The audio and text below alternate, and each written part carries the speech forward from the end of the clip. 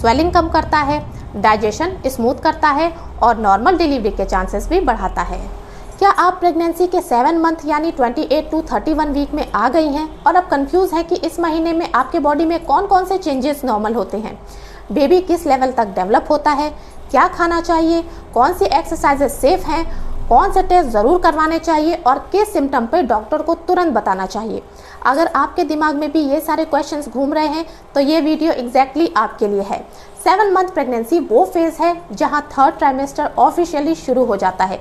Baby survival zone में enter करता है, ब्रेन और लंग्स फास्टेस्ट डेवलपमेंट फेज में होते हैं, टमी विजिबली बड़ा हो जाता है और मदर को बॉडी में नोटिसेबल चेंजेस फील होने लगते हैं। इस month diet, water intake, rest, sleeping position और मेडिकल मॉनिटरिंग सब कुछ बहुत इंपॉर्टेंट हो जाता है।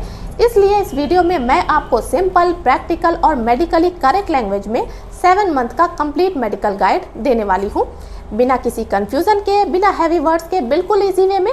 तो चलिए शुरू करते हैं। 7 मंथ यानी 28 से 31 वीक तक का टाइम जब बेबी बहुत स्पीड से ग्रो करता है और टमी शेप क्लियरली अपीयर होने लगता है। ज़्यादा वॉक करने, दिन भर खड़े रहने या हैवी काम करने के बाद लोअर बेली में टाइटनेस या माइल्ड कॉन्ट्रैक्शन फील हो सकते हैं, जिसे ब्रैक्सटन हिक्स कॉन्ट्रैक्शंस या प्रैक्टिस लेबर कॉन्ट्रैक्शंस कहते हैं। ये कॉन्ट्रैक्शंस नॉर्मल हैं अगर पेन बहुत ज़्यादा ना हो, ब्लीडिंग ना हो, वाटर लीकिंग ना हो और कुछ देर रेस्ट करने से ठीक हो जाए। लेकिन अगर पेन लगातार बढ़ रहा हो, पैटर्न रेगुलर हो, बैक प्रेशर तेज़ हो या डिस्चार्ज अनयूजुअल हो तो डॉक्टर को तुरंत इन्फॉर्म करना चाहिए। बेबी इस मंथ तक छोटे पपाया के साइज तक पहुंच जाता है और वेट अप्रॉक्स 1 to 1.5 kg के बीच होता है। ब्रेन बहुत फास्ट डेवलप होता है, नर्वस सिस्टम मैच्योर होता है, लंग्स एक्सपैंड होना सीख रहे होते हैं और बेबी की हियरिंग बहुत रिस्पॉन्सिव हो जाती है। अगर आप बेबी से बात करते हैं, हस्बैंड बेबी से कनेक्ट करते हैं, लोरी या पॉजिटिव होली बुक्स सुनते हैं तो बेबी वाइब्रेशंस फील करता है। बेबी मूवमेंट्स इस मंथ सबसे क्लियर होता है और डेली 10 से 20 मूवमेंट्स नॉर्मल माने जाते हैं। अगर आपको मूवमेंट स्लो लग रहा है, बेबी एक्टिव नहीं लग रहा है या 24 घंटे में मूवमेंट फील नहीं हो रहा हो तो ये कभी इग्नोर नहीं करना चाहिए, तुरंत डॉक्टर को विजिट करना चाहिए। बेबी की मूवमेंट्स मदर को सबसे पहला सिग्नल देता है कि बेबी हेल्दी है या स्ट्रेस में है। 7 मंथ में हम कुछ इम्पॉर्टेंट टेस्ट करवाते हैं। ब्लड टेस्ट जिसमें हीमोग्लोबिन चेक होता है क्योंकि इस टाइम बेबी मदर के आयरन स्टोर को यूज़ करता है और मदर का हीमोग्लोबिन गिर सकता है। अगर हीमोग्लोबिन कम हो जाए तो आयरन डोज बढ़ाया जा सकता है। एक यूरिन टेस्ट होता है जिससे इन्फेक्शन, शुगर या प्रोटीन का आइडिया मिलता है क्योंकि प्रेगनेंसी में यूटीआई कॉमन होती है और टाइम पे डिटेक्ट ना हो तो कॉम्प्लिकेशंस हो सकती है। इस मंथ का सबसे important test glucose tolerance test होता है जिसे जीटीटी कहते हैं, जिससे प्रेगनेंसी, शुगर या जेस्टेशनल डायबिटीज़ डिटेक्ट होती है। जेस्टेशनल डायबिटीज़ अर्ली डिटेक्ट हो जाए तो डाइट, वॉकिंग और मेडिसिन के थ्रू कंट्रोल की जा सकती है। अगर आप थायराइड पेशेंट हो या आपके डॉक्टर को डाउट हो तो TSH या थायराइड पैनल रिपीट होता है। 7 मंथ में फीटल ग्रोथ स्कैन अल्ट्रासाउंड होता है जिसमें बेबी का weight, heart beat, position, placenta location, amniotic fluid और ब्लड फ्लो चेक किया जाता है। अगर प्लेसेंटा लो लाइंग हो, फ्लूइड कम या ज़्यादा हो, बेबी स्लो ग्रो कर रहा हो तो मॉनिटरिंग टाइट की जाती है। कुछ केसेस में डॉपलर स्कैन भी कराया जाता है जिससे प्लेसेंटा और ब्लड फ्लो का डिटेल व्यू मिलता है। इस मंथ बॉडी में नोटिसेबल चेंजेस होने लगते हैं जैसे leg cramps, back pain, hip pressure, frequent urination और कभी कभी वेजाइनल वाइट डिस्चार्ज।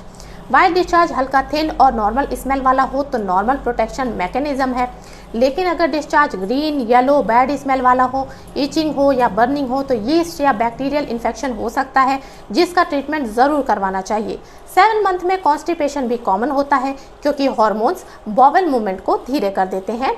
इसके लिए पानी ज़्यादा पिएं, फ्रूट्स, सैलड, ओट्स, अंजीर, एप्पल, बनाना, अच्छी तरह से पका हुआ पपीता, सब्जी, मल्टीग्रेन रोटी, दाल शामिल करें। अगर कॉन्स्टिपेशन ज़्यादा है तो आपके डॉक्टर स्टूल सॉफ्टनर दे सकते हैं, खुद से कभी भी मेडिसिन ना लें। डाइट इस मंथ में मोस्ट इम्पॉर्टेंट होता है। ब्रेकफास्ट में हाई प्रोटीन चॉइसेस रखें जैसे egg omelette, paneer cheela, sprouts chaat, oats banana shake, peanut butter brown bread, poha with peanuts, suji upma या दाल डोसा। लंच में घर का बना खाना लें जिसमें मल्टीग्रेन रोटी, दाल, हरी सब्जी, थोड़ा सा घी, सैलड, छाछ या दही हो।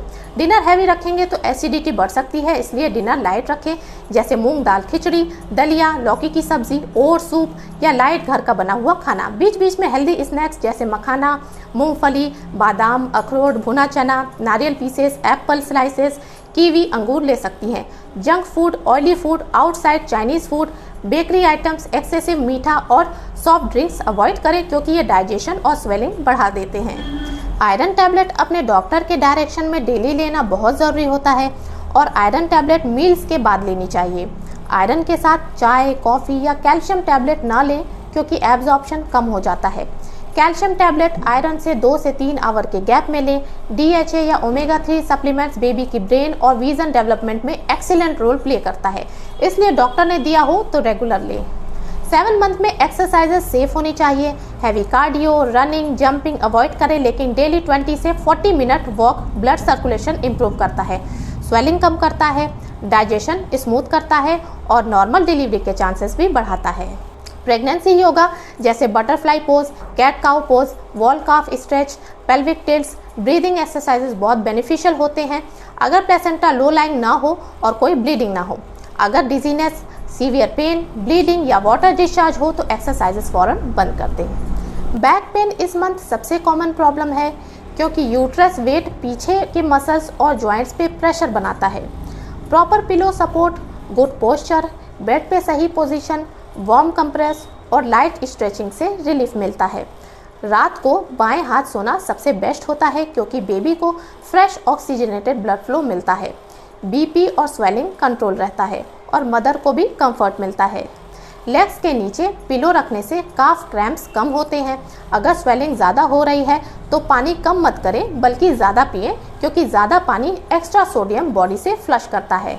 स्किन में इस मंथ स्ट्रेच मार्क्स शुरू हो सकते हैं, ये नॉर्मल है क्योंकि स्किन रैपिडली स्ट्रेच होती है। Coconut oil, almond oil, olive oil, shea butter या प्रेगनेंसी सेफ क्रीम से टमी को दिन में 2 बार मॉइस्चराइज करें। स्ट्रेच मार्क्स पूरी तरह से हटाए नहीं जा सकते पर लाइटन हो जाते हैं। इमोशनल लेवल पे इस month anxiety, mood swings, over thinking common होता है। आप अपने हस्बैंड, मदर, सिस्टर या किसी ट्रस्टेड पर्सन से बात करें, पॉजिटिव वीडियो देखें, डीप ब्रीदिंग करें, मेडिटेशन करें, ग्रैटिट्यूड लिस्ट लिखें, निगेटिव स्टोरीज या पैनिक कंटेंट अवॉइड करें। हर प्रेगनेंसी यूनिक होती है, दूसरों की स्टोरी से अपना जजमेंट मत बनाएं। इस मंथ में हस्बैंड सपोर्ट बहुत मैटर करता है। अगर spouse side by side walk करे, बैक मसाज दे, बेबी से बात करे, इमोशनल सपोर्ट दे तो प्रेगनेंसी जर्नी स्मूथ हो जाती है। प्रेगनेंसी सिर्फ मदर की नहीं, पेरेंट्स दोनों की जर्नी होती है। 7 मंथ आते ही हॉस्पिटल बैग प्लानिंग शुरू कर सकती हैं। Breast pad, newborn clothes, diapers, maternity night suits, charger, sanitary pads, baby blanket, important document सब धीरे धीरे अरेंज करना शुरू कर दें। आपके बॉडी में एक नया लाइफ रूप ले रहा है, हर दिन थोड़ा ग्रो कर रहा है, आपकी बॉडी काम कर रही है, हार्मोन्स चेंज हो रहे हैं, ऑर्गन्स एडजस्ट हो रहे हैं। आपको अपने बॉडी को रिस्पेक्ट करना है। जितना रेस्ट मिले उतना कीजिए, जितना हेल्दी खाएं बेबी उतना स्ट्रांग बनता है, जितनी पॉजिटिव सोच रखेंगी प्रेगनेंसी उतनी पीसफुल होती है। ये महीना डिलीवरी की मेंटल प्रिपरेशन स्टार्ट करने का होता है।